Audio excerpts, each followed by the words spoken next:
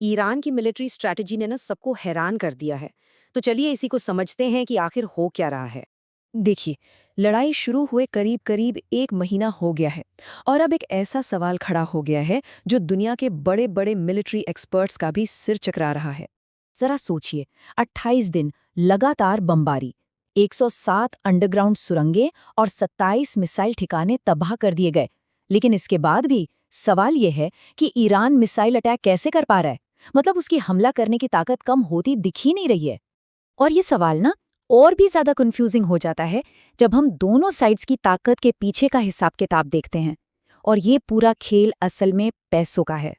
तो एक तरफ है अमेरिका, जिसका सालाना डिफेंस बजट है $961 बिलियन। मतलब आप सोचिए, लगभग $1 ट्रिलियन। और फिर दूसरी तरफ है ईरान। अब उसका बजट इतना छोटा है कि अमेरिका एक साल में जितना पैसा उड़ाता है ना, उतना खर्च करने में ईरान को 104 साल लग जाएंगे। मतलब फर्क जमीन आसमान का है ना।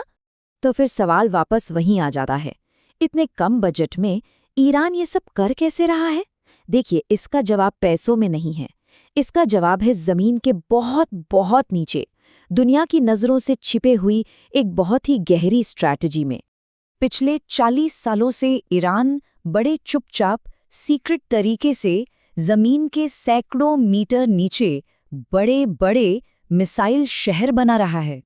और पता है, इन शहरों को बनाने के लिए जो जगह चुनी गई है वो भी कोई ऐसी वैसी नहीं है। इन्हें बनाया गया है ग्रेनाइट के पहाड़ों के नीचे। अब ग्रेनाइट एक बहुत ही हार्ड, बहुत ही मजबूत पत्थर होता है जो किसी भी बड़े धमाके के शॉक को आसानी से झेल सकता है।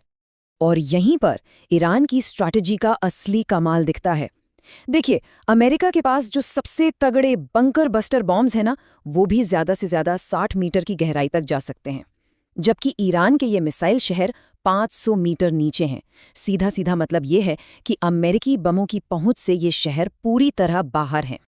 और देखिए, इन्हें सिर्फ कोई टनल या सुरंग मत समझिए, ये अपने आप में पूरे शहर हैं।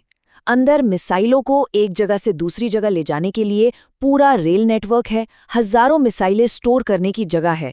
और तो और, अगर बाहर से कोई डैमेज होता भी है तो उसे सिर्फ 48 घंटे के अंदर रिपेयर करने की कैपेसिटी भी है। लेकिन रुकिए, ईरान की तैयारी सिर्फ जमीन के नीचे ही खत्म नहीं होती। उन्होंने जमीन के ऊपर भी किसी भी तरह के हमले से निपटने के लिए एक जबरदस्त जाल बिछा रखा है। ईरान का दावा है कि अगर किसी भी देश की फौज ने उनकी जमीन पर कदम रखा तो उसका सामना होगा 10 लाख लड़ाकों के एक चक्रव्यूह से।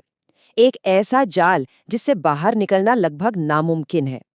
और ये जो 10 लाख हैं, ये सिर्फ रेगुलर सैनिक नहीं है। इसमें कौन कौन है? 3.5 lakh regular army, 2 lakh IRGC के सैनिक, कुद्स फोर्स और लाखों की तादाद में बासिज रेजिस्टेंस फोर्स के लोग।